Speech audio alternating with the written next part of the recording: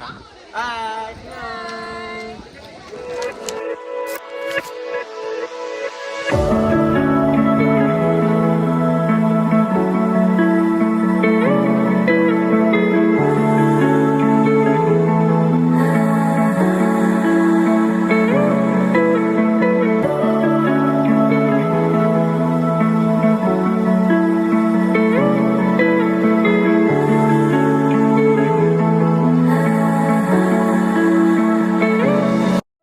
Halo Bapak Ibu dan teman-teman, apa kabar? Semoga dalam keadaan sehat dan bahagia ya.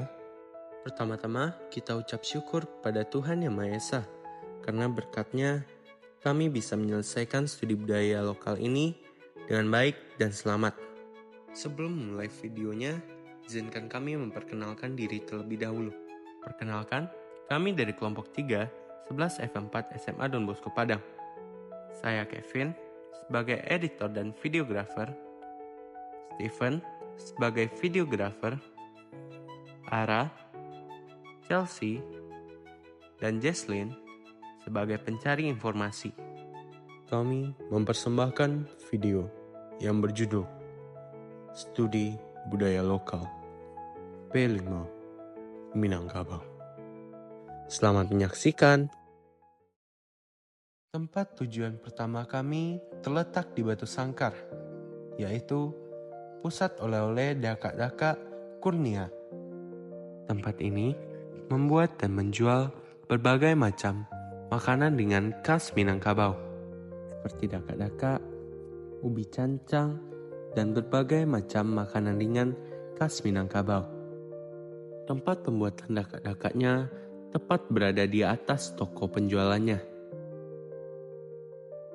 Setelah bertanya-tanya kepada para pekerja pembuat daka-daka, kami baru tahu ternyata selama ini daka-daka yang kami makan adalah ubi cancang, dan yang kami saksikan merupakan daka-daka yang asli. Kami terkejut pada proses pembuatan daka-daka ini, karena kami mengira bahwa daka-daka ini dibuat seperti adonan mie, yang kemudian disusun satu persatu dan kemudian dibulatkan. Ternyata daka-daka dibuat menggunakan wadah yang diberikan lubang dan tajam dari luar, sehingga bisa langsung membentuk bentuk mie dan bisa dibulatkan langsung. Lanjut ke tujuan kedua, Istana Basa Pagaruyung. Ini adalah kunjungan pertama kali kami ke Istana Basa Pagaruyung. Dan satu hal yang bisa kami katakan adalah indah. Istana ini berada di tengah tanah lapang, tanpa ada bayangan dari bangunan-bangunan lain. Dan terangnya sinar matahari seakan ingin menunjukkan kemegahan dan keindahan dari Istana Basa Pagaruyung. Semua alas kaki harus dibuka terlebih dahulu sebelum memasuki Istana Basa Pagaruyung. Terdapat sebuah keunikan di dalam rumah gadang ini. Pilar dan lantai bangunan sedikit miring, yang ternyata bertujuan untuk membuat bangunan lebih tahan dan fleksibel terhadap getaran dari gempa bumi.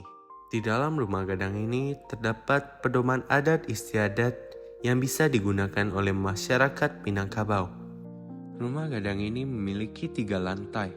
Lantai pertama digunakan untuk singgasana raja, lantai kedua untuk aktivitas putri yang belum menikah, dan lantai ketiga untuk tempat bersantai raja dan permaisuri. Istana Basa Pagaruyung yang sekarang bukanlah yang asli yang dibuat oleh Aditya Warman pada tahun 1347, melainkan replika ketiga kali setelah 3 kali terbakar. Sampailah pada tujuan studi kita yang terakhir, yaitu Pandai Sike di Bukit Tinggi.